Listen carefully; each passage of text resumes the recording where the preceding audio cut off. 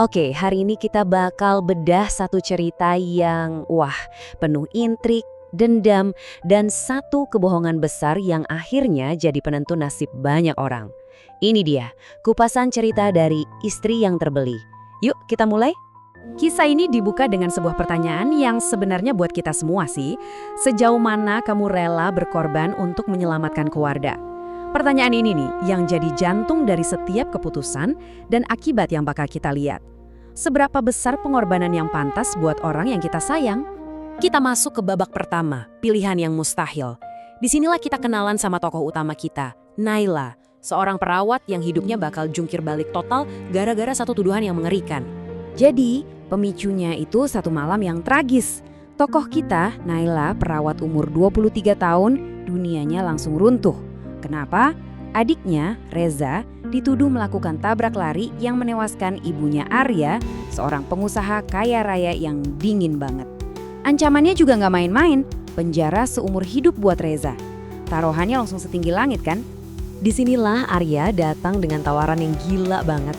Pilihan yang dia kasih itu bener-bener mimpi buruk. Di satu sisi, nasib Reza, penjara seumur hidup. Di sisi lain, nasib Naila, dia harus menjual kebebasannya dalam sebuah pernikahan kontrak dengan pria yang jelas-jelas membencinya.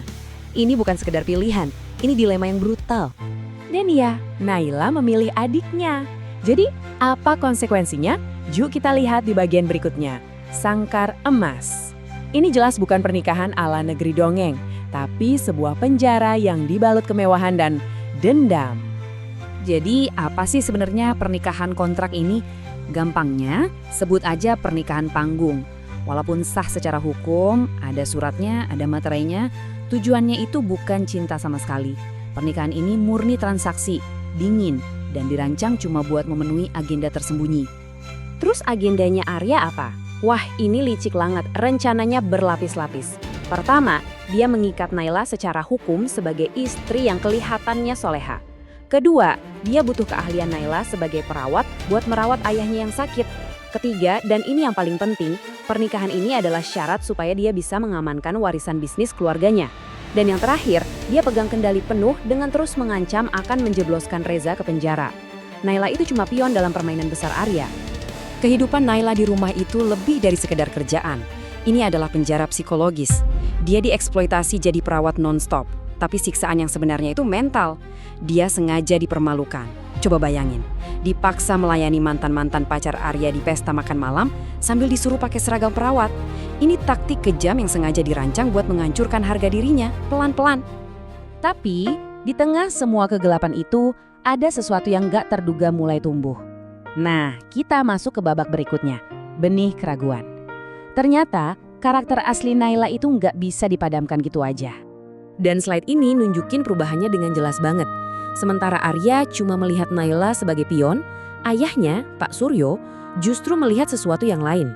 Karena ketulusan Naila merawatnya, Pak Suryo mulai melihat Naila bukan lagi sebagai perawat bayaran, tapi sebagai malaikat pelindung di rumah itu.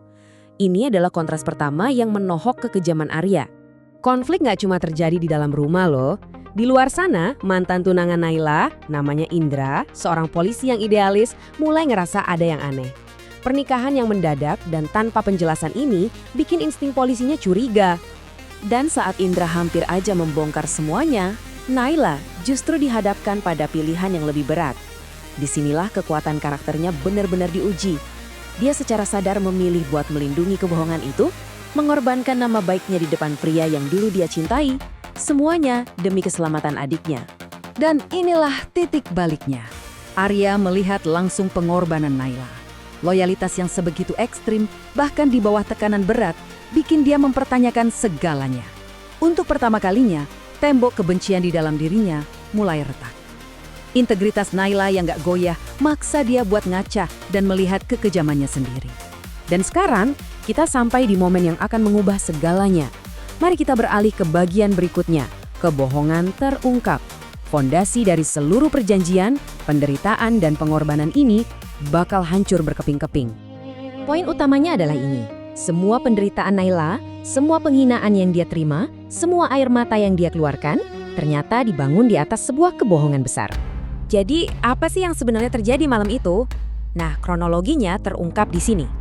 Ibunya Arya memang ditabrak, tapi pelakunya bukan Reza. Yang nyetir mobil malam itu adalah Diana, mantannya Arya yang lagi mabuk. Dialah yang memanipulasi bukti dan menjebak Reza. Pak Suryo, satu-satunya saksi mata, jadi lumpuh karena depresi dan gak bisa ngomong. Sampai sekarang, saat dia akhirnya bisa mengungkapkan kebenaran, Dan inilah pengakuannya. Bom yang menghancurkan segalanya. Pak Suryo mengungkapkan kebenaran yang mengejutkan. Diana pelakunya. Reza tidak bersalah. Seluruh alasan pernikahan ini, seluruh dendam Arya, ternyata salah alamat. 1 tahun. Bayangin, 1 tahun penuh hidup Naila dihabiskan untuk pengorbanan, patah hati, dan penghinaan tanpa batas. Dan semuanya ternyata sia-sia. Sebuah kenyataan yang benar-benar menghancurkan. Terus gimana dong sekarang setelah semuanya kebongkar? Kita masuk ke babak final. Utang budi. Kontrak hukum mereka mungkin udah nggak ada artinya. Tapi sekarang yang muncul justru ikatan hati dan rasa bersalah yang jauh lebih rumit. Oke, kita rekap dulu ya situasinya sekarang. Naila memang bebas, tapi hatinya hancur lebur. Ironisnya, justru di saat inilah Arya beneran jatuh cinta sama dia, tapi dia udah kehilangan hak moral apapun. Reza terbukti nggak bersalah, dan kontrak pernikahan mereka sekarang cuma selembar kertas tak berguna. Sekarang dilemanya justru berbalik. Pilihan terakhir ada di tangan Arya. Akankah dia melakukan hal yang benar tanpa pamrih dan melepaskan Naila untuk kembali pada Indra? Atau akankah dia berjuang untuk mendapatkan maaf dengan menyeret Diana ke pengadilan sekaligus membuktikan kalau cintanya yang baru tumbuh itu tulus? Dan ini membawa kita ke pertanyaan penutup yang bikin mikir. Bisakah sesuatu yang indah tumbuh dari fondasi yang begitu rusak? Sebuah pertanyaan yang nggak punya jawaban gampang yang saya serahkan untuk Anda renungkan. Terima kasih sudah menyimak kupasan kali ini.